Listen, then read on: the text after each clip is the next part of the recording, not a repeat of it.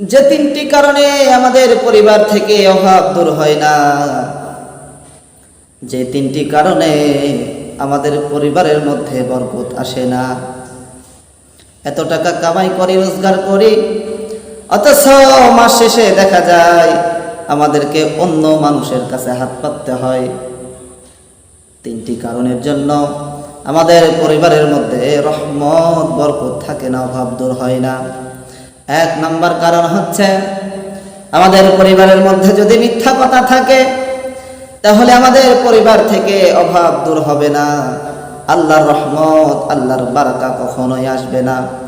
এজন্য মিথ্যা কথা বলা যাবে না, নিজেও মিথ্যা কথা বলা যাবে না। পরিবারের কেউ যদি মিথ্যা কথা বলে তাহলে তাকে জাহান্নামের ভয় দেখাইতে হবে, দিনের তাগিদ দিতে হবে যে মিথ্যা কথা বলা যাবে না। হাদিসের মধ্যে আসছে, মিথ্যা মানুষকে ধ্বংস করে আর সত্য মানুষকে মুক্তি দেয়। এক সাহাবী রাসূলুল্লাহ সাল্লাল্লাহু আলাইহি ওয়াসাল্লামের কাছে এসে বলছেন, ইয়া রাসূলুল্লাহ, ইয়া হাবিবাল্লাহ, আমাকে এমন একটি আমল শিখিয়ে দিন যে আমল করলে আমি আল্লাহর জান্নাত পর্যন্ত পৌঁছে যাব।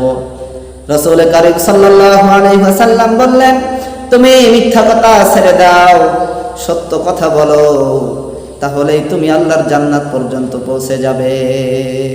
সুবহানাল্লাহ। মুহতারাম হাজিরিন, দুই নম্বর কারণ হচ্ছে নিয়ামতের না শুকরিয়া আদায় করা। নিয়ামতের শুকরিয়া আদায় না করা। আমাদের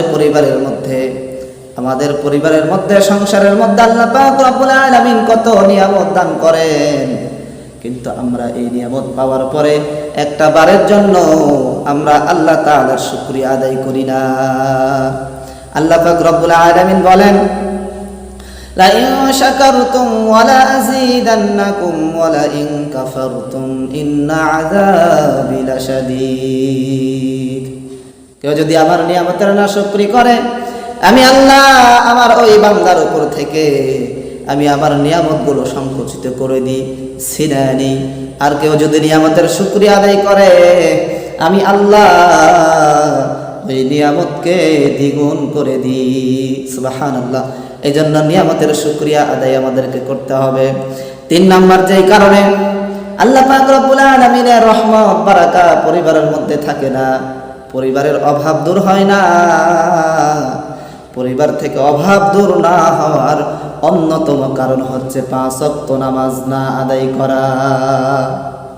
আমি নিজে নামাজ পড়তেছি, আমি হয়রান হয়ে যাচ্ছি, পেরেশান হয়ে যাচ্ছি, আমার পরিবার থেকে রহমত বরকত আসতেছে না, আমার পরিবারে অভাব দূর হচ্ছে না।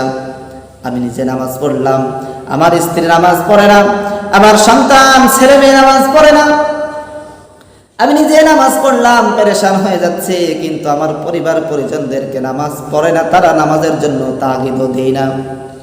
আল্লাহ পাক রব্বুল আলামিন কোরআনুল কারীমের ভিতরে বলেন, ওয়া'মুর আহলাকা বিস-সালাতি ওয়াসতাবির আলাইহা। হে রাসূল, আপনি আপনার পরিবার পরিজনদেরকে নামাজের তাগিদ দিন আর আপনিও এটার উপরে অবিচল থাকুন।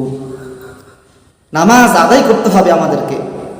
আমি নিজেই নামাজ আদায় করি, আমার পরিবারের সদস্যরা নামাজ আদায় করে না, আমার পরিবার থেকে কখনোই অভাব দূর হবে না। এই জন্য আমি বলতে চাই, আসুন তিনটি কাজ আমরা করব না, যে তিনটি আমি বললাম এই তিনটি কাজ আমরা করব না। এক নম্বর হচ্ছে, সংসারে মিথ্যা কথা আমরা কেউই বলবো না। এরপরে নিয়ামতের শুকরিয়া আদায় করব না, শুকরি করব না, এবং সময় মতন ওয়াক্ত মতন 5 ওয়াক্ত নামাজ আদায় করব ইনশাআল্লাহ।